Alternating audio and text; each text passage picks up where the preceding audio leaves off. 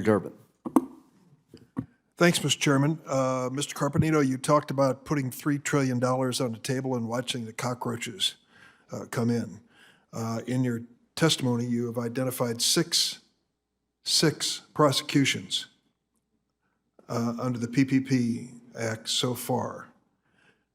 4.5 million loans have been issued so far. So let me ask you, are you just getting started, or is that it for cockroaches? Strikes me that unless you have a pretty powerful statement pretty early on, some of the adolescent efforts being made to qualify for PPP loans are just going to continue apace. Senator, if you don't mind, I'll address the PPP. So with that program, there are a number of ways that we get referrals of cases to investigate and potentially prosecute. One is just walk-ins. As the FBI will tell you, they have field offices around the country, and complainants will walk in saying that they're aware of some wrongful conduct with respect to the program. A second source is data that we share among federal agencies. I can't get into more specifics on that. I have a limited amount of time. How you collect it and get your leads is important, but not critical to answering my question. Is this pace of 6 prosecutions after several months and 4.5 million loans indicating you're just getting started, or this is the pace that you think will warn America not to try to cheat the government? I think we're just getting started. For the foreseeable future, we will be bringing these cases. The limitations periods on this conduct are anywhere between 5 and 10 years. And we are engaging extensively to ensure that the public understands the serious consequences of exploiting this program. I certainly hope whatever you do, you continue this effort, but do it more publicly, with more volume, calling attention to it. This exploitation that's spelled out in your testimony of 6 is almost laughable. I can assure you, Senator, there are plenty of investigations currently going on. These are not thoughtful, conniving individuals. They're just silly efforts to exploit the government in the belief that it's an easy thing to do.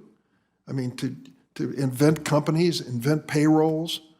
I mean, that seems to me to be fairly traceable. So let me go to another aspect. The chairman just stepped back in. I'm glad he's here because I wanted him to hear this.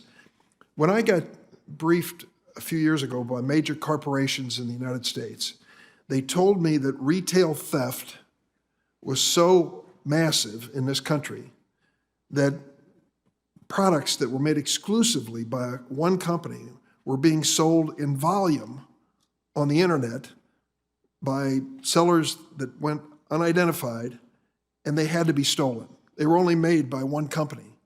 They had to be stolen from a warehouse or in the chain of commerce somewhere. They were being sold by the hundreds. It wasn't just a casual sale. And that when these companies went after this theft ring, they were stopped cold by Amazon, Facebook, and eBay, who said, we have no obligation to disclose the names of our sellers, even if they're fencing stolen goods. No obligation to disclose the names of our sellers. You made a reference, Mr. Carpenito, to profiteering online with marketplace platforms like Amazon and Facebook. On March 25th, a group of 34 state attorney generals wrote to those 3 companies and other online marketplaces to urge them to do more to crack down on price gouging on their platforms, including urging the companies to create mechanisms to allow consumers to report suspected price gouging. Question simple. What kind of cooperation are you getting from Amazon, Facebook, and eBay when it comes to those who are using the internet to sell products that are misrepresenting their health qualities or their application in COVID-19? Thank you, Senator.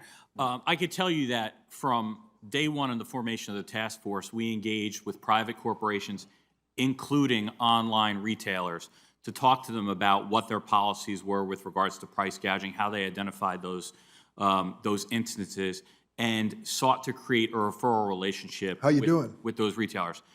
Without getting into specifics, because there's nothing public, I can tell you that we have been cooperating and that we have received referrals from those platforms. And so now they're disclosing sellers when you believe that they have violated the law?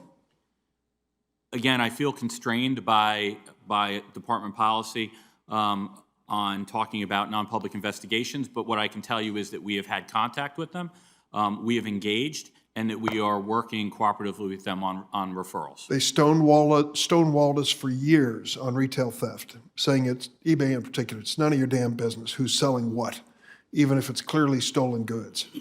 And if you're telling me we've got a breakthrough here when it comes to this pandemic and national emergency of those who are trying to misrepresent products on the internet, that you now have the cooperation of these sales places, these marketplaces, I think we need to know one way or the other, whether you do or don't. What I can tell you, sir, is, I don't know if I would use the term breakthrough. What I can tell you is that we have had contact with these companies. We have sought their cooperation and asked them to make any referrals of anyone who is hoarding or price gouging the designated materials underneath the HHS order, and we have active relationships with at least some of the companies that you mentioned. Mr. Chairman, I'm going to quit here. I went a little longer than I should have. But let me tell you, Senator Cassidy and I have introduced a bill called the Informed Consumers Act, and it gets to the bottom line here. Do Amazon, Facebook, eBay have to disclose to law enforcement when there's the obvious sale in their marketplace of goods that are either stolen or being misrepresented to the consumers of America? For example, NIOSH cleared products and it turns out it's a big old lie. Some of these places in the past would not even tell you who the sellers were. They claimed it's confidential and private. Well, I think it's a good question. Celeste Carpenito?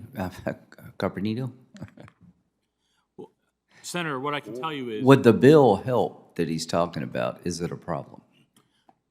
in my experience, the Department of Justice can use process. We can send subpoenas. We have mechanisms to obtain that information when justified, where we see indications of fraud or any indications that there's been wrongful conduct. This is a new development if you do. And I will tell you, Home Depot came to me, no small company, and said, stolen goods with our brand, made only by us, sold on eBay in volume, and they won't tell us who's selling it. If that's changed, this is a breakthrough. And Yeah, I agree. So see if you can follow up. Will do, sir.